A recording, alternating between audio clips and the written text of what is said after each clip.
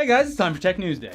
These days, you can track damn near anything about your disgusting body thanks to Wearable tech. With smartwatches and fitness trackers, you can get detailed down-to-the-minute measurements and graphs showing your heart rate, distance, calories, footsteps, and sleep patterns. But why stop there? Since the debut of the Fitbit, many have looked at it and thought, that's cool, but can I wrap it around my dick? And now, finally, someone has managed to grow the cojones to actually develop the world's first fitness tracker for your knob. Good. It's called the Ikon, and it's the latest product from British Condoms, who are calling it the world's first smart condom, despite the fact that it isn't a condom at all, but rather a ring that wraps around the base of your hard-on and claims to measure previously untapped metrics like thrust speed, number of thrusts, duration of sessions, girth measurement, skin temperature, and calories burnt during sexual intercourse. They also claim to be beta testing more features like which sex positions you use and whether or not you have an STI. Though how the hell they're going to be able to detect that is anyone's guess. This seems like a product for people who are already confident in their sexual prowess. Yeah, I've got just enough autism to want to know, like, how many thrusts was that? I gotta track it, gotta beat my record next time. What about jacking off? Does this thing count all of the jacks you do? I don't know. We'll have to test it. So yeah, what the real purpose of having any of this data is anyone's guess. I mean, the STI detection sounds unreliable at best, and at worst will give disease carriers a false sense of security. Did you get tested, babe? Oh yeah, totally. I'm totally clean. Yeah, it says right here on my app. It says right here on my fucking app. Yeah. No need to go to the doctor. And if you're really that interested in tracking the fitness aspect of your sex sessions, a normal fitness tracker already tracks the important data. Is anyone really going to be firing up the Ikon app right after rolling over from blowing their load and checking to see how many thrusts they managed to do? Look how I did! How does this compare to my previous numbers? Exactly. Now you gotta, the fitness tracker tracks because everyone has sex like this, right? So that's how I do it. I just cheer myself on the entire time. Woo! We're doing it. We're literally doing it. But most bizarrely, the Ikon app that stores your data also doubles as a weird social network where you can choose to literally have a dick measuring contest with other users around the world, either as a way to motivate yourself or just totally brag about how you're getting in the most thrusts that are all faster and harder than anyone else's. High velocity thrusts, as we all know, are the key to female pleasure. Yeah. Everything Deeper and faster and harder, that's the best way to do it. Yeah. So it's that Daft Punk song, right? Everything else is just a lie that's made up by the lady magazine industry anyway. There is no clitoris. Yeah. The Ikon isn't Fake available news. just yet, though. But when it is, it will cost 60 British pounds, which is about $73 US.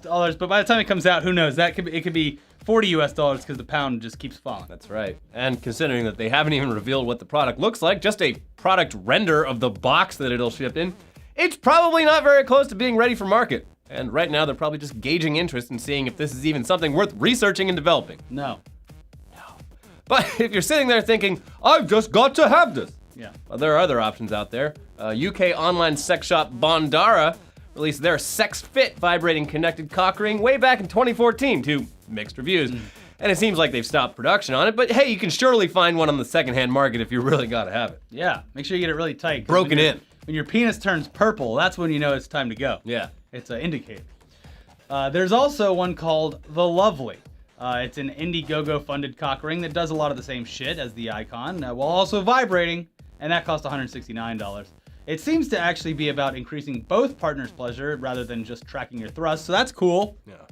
I don't know, maybe you could just ask your partner what they want instead. Not everything needs Talk an is app free. or a wearable. You could just communicate. Anyway, speaking of dumb tech ideas, recently a bunch of tech folks got together for the 5th annual Stupid Hackathon. Full title, Stupid Shit No One Needs and Terrible Ideas Hackathon, which is described as a, quote, one-day event where participants conceptualize and create projects that have no value whatsoever. And this year's participants, they did not disappoint. No. One contestant created Robot Porn Addict, which uses Microsoft's machine learning image recognition service and applies it to Pornhub videos, coming up with interpretations like a woman in a white shirt and a tie, and a woman holding a Nintendo Wii controller for, obviously, where's she holding it? A naked girl spread eagle with a giant vibrator. So innocent. It's basically like showing porn to a 4-year-old and having them try to explain the obscenity that you've just subjected to them. What is that? Is that where I came from? The Nintendo Wii? That man's got a big tail. He's got a front tail. Then there's also the beer selfie stick. It's a normal selfie stick with a cup holder and servo attached to it, allowing the user to pour beer in their mouth and all over their face while taking a selfie. Now, here's one that's actually kind of useful and therefore should be disqualified. A VR doorbell. It's a button that you press if you want to get the attention of someone who's currently in VR. Yeah, it's good to have. Yeah, ding dong. It's I'm hard. here in real life. Yeah, and there's a camera on it, so you're like, hey, I'm here. do your fucking chores. Son. Eyeball Pong is a version of Pong that's controlled by eye tracking, which makes it really, really difficult to play since you have to spend most of the time not actually looking at the screen, just all in the peripherals. Yeah.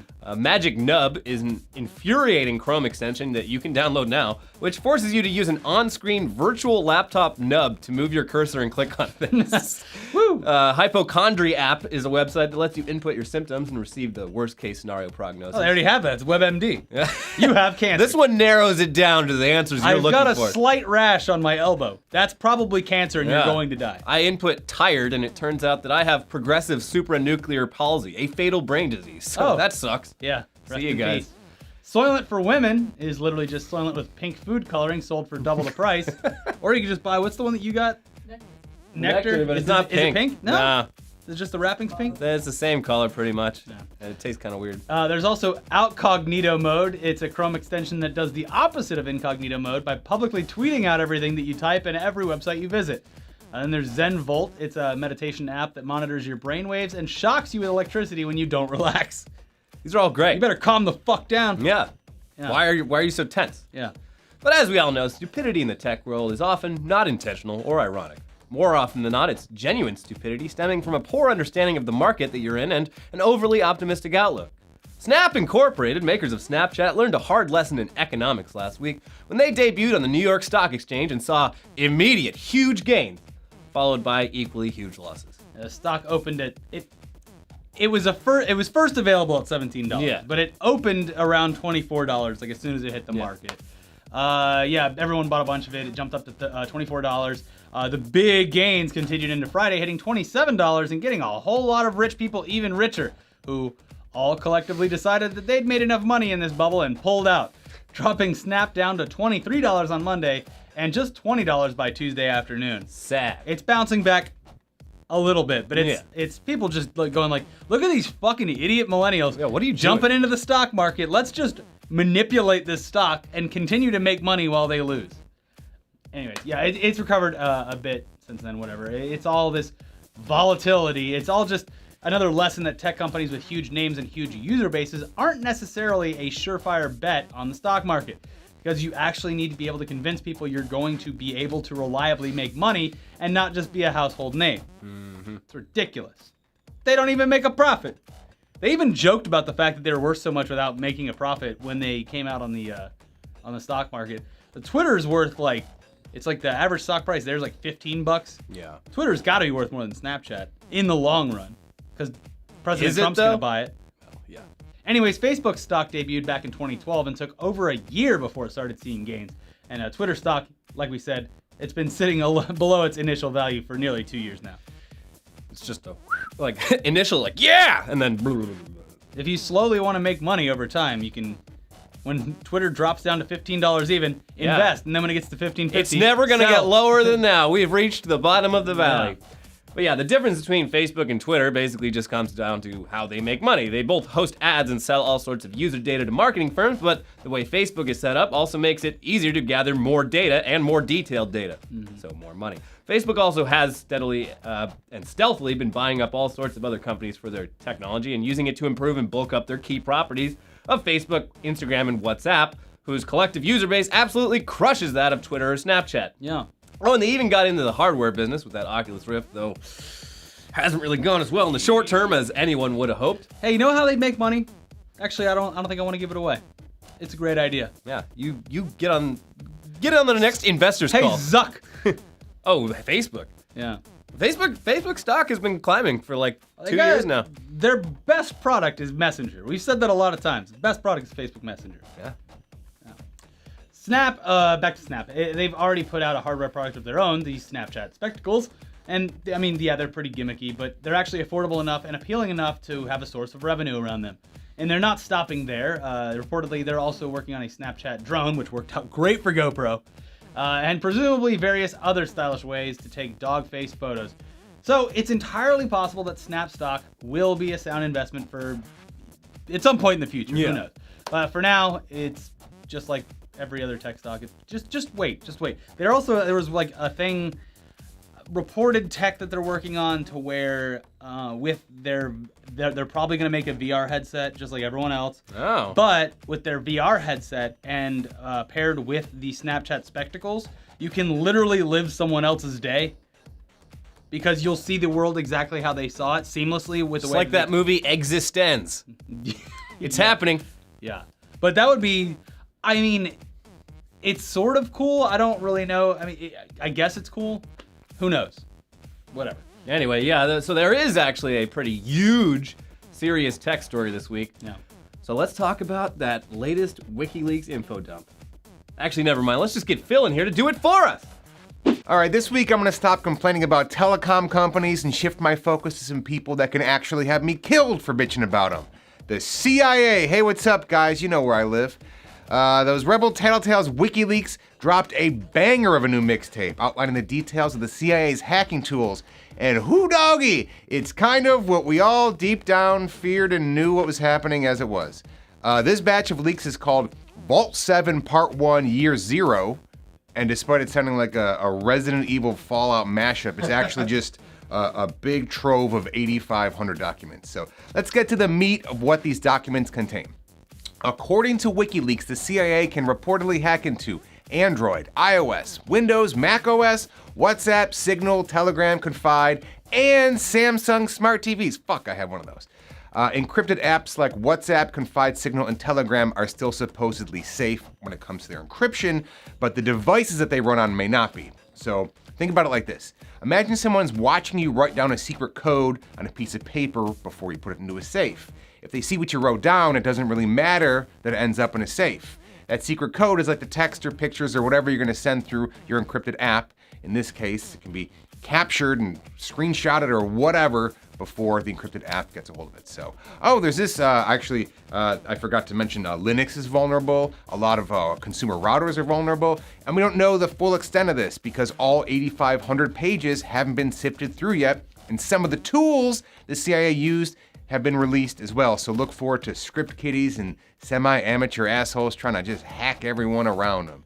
So this is the part where you'd probably expect me to complain about our civil liberties or how the man's keeping us down, but I'm not. It's 2017, man. It's your responsibility, it's mine. We gotta protect ourselves. I mean, the vast majority of us carry around a smartphone, which is a camera, a microphone, a GPS that can be activated mobily, and people can track you around. Virtually every laptop has a webcam on it, and that webcam can also be turned on, say, when you're looking at porn. Do the math. That's the part where they can see you. But what about the Nintendo Switch? Can they have the Nintendo Switch? If you smash it, it can't track you. That's why we smashed it. That's why you smashed it. So, look, the easiest way to protect yourself is not to use the internet for your most sensitive information. I'm not fucking talking about banking. If you're surrounded by electronics, take the simplest precautions. Put some goddamn tape over your webcam.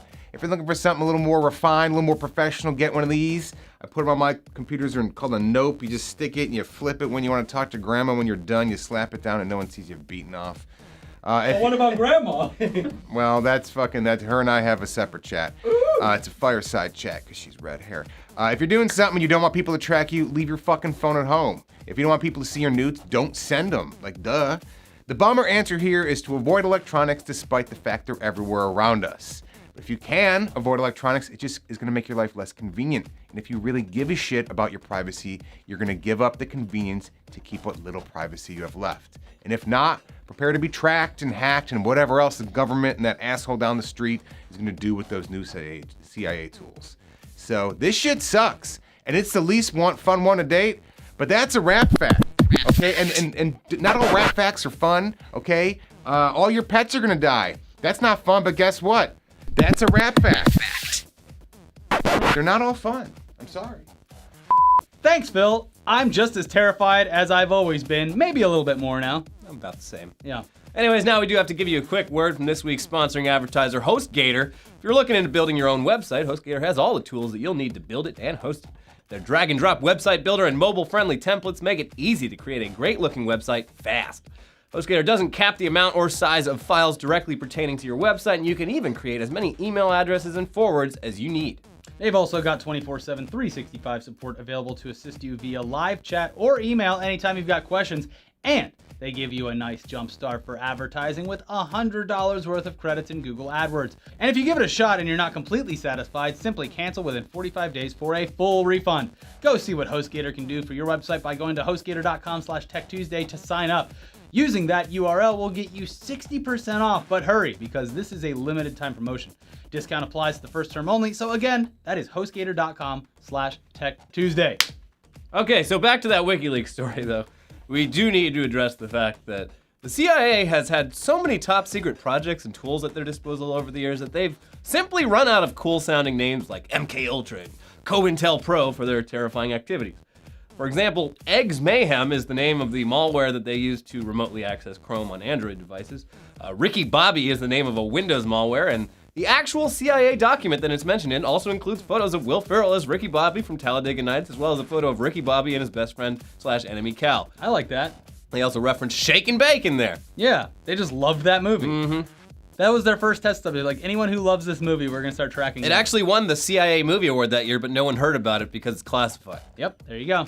There's also, of course, Weeping Angel, the name for the Samsung Smart TV surveillance program, which sounds like a typical CIA code name until you realize it's a reference to Doctor Who. Nerds! Similarly, there's an iOS malware program called Dr. Boom, a reference to a character in World of Warcraft and Hearthstone, sorry. And there's also another tool called Velociraptor, named after a goddamn 2009 era advice animal meme. So as alarming as all of these CIA leaks sound, and as they are, it does help a little bit to picture the people behind these tools not as sinister like Men in Black scary characters, but Cheeto dust covered script kiddies that they probably really are. Yeah. People who got busted for petty hacking crimes. Yeah.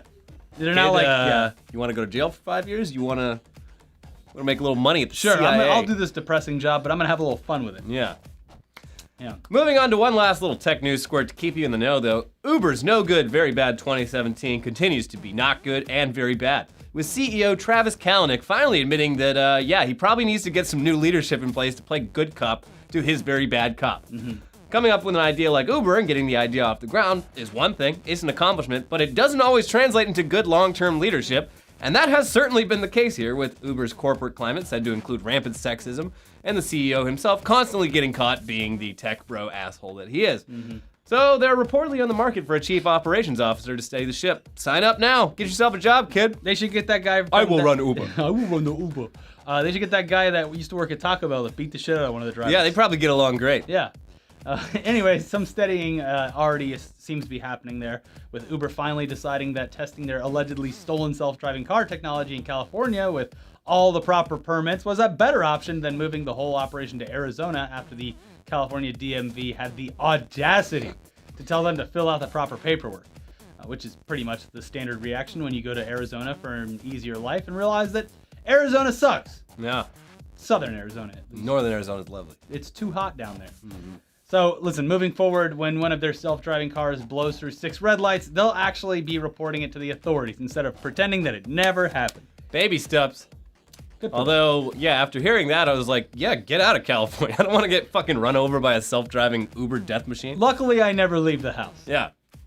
Anyway, Uber's scandals aren't over yet, though, as some current and former Uber engineers have revealed to the New York Times a secret program called Greyball that Uber used in cities where they were technically not allowed to operate in order to evade authorities.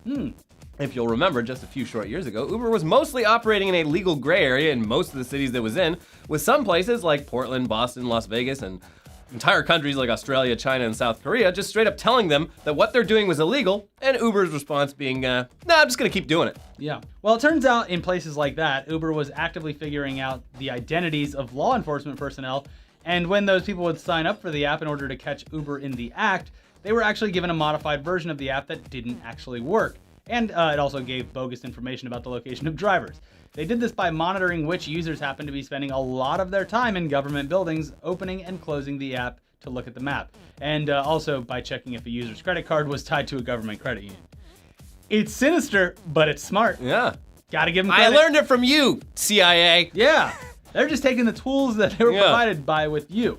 Beyond that, in high-tension cities, they'd also go through lists of users and look up their social media profiles to figure out if they were in law enforcement. And they would also closely monitor users whose phones were cheap, because police departments would often go buy a bunch of cheap phones and then install Uber on them in order to catch them in the act. The operation reportedly involved around 50 Uber employees, and in most cases, it actually worked. They managed to avoid the authorities long enough to reach agreements with cities so that they could operate legally. So, shady? Yes, but also effective. Yeah, I like it. I like that it's fucked up, but they used essentially what police departments do to catch stupid criminals to make it so that these stupid police couldn't actually get the app. Yeah, I mean... They used their tactics against them. Sure, were they breaking the law? I guess. Maybe, maybe it's still a gray area, but I don't know, it's kind of fucking impressive. Yeah, I mean, I am impressed, but I'm just like, God, this is like... Well, think about every how much week there's a new off. example of Uber just doing some fucking shady shit. Think about how much that probably goes on in every industry, though. Oh, I'm sure. Yeah. Uber, wasn't it like back when Lyft launched?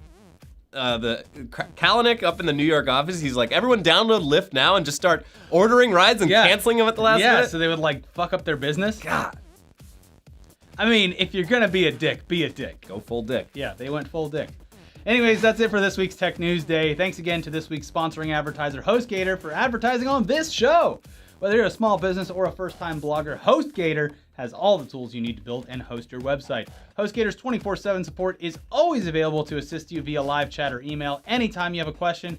And if you give it a shot and you're not completely satisfied, simply cancel within 45 days for a full refund. So head to HostGator.com/TechTuesday to sign up and get yourself 60% off. But hurry, because this is a limited time promotion. Discount applies to the first term only. You should watch this other video, and you know why? Just cause.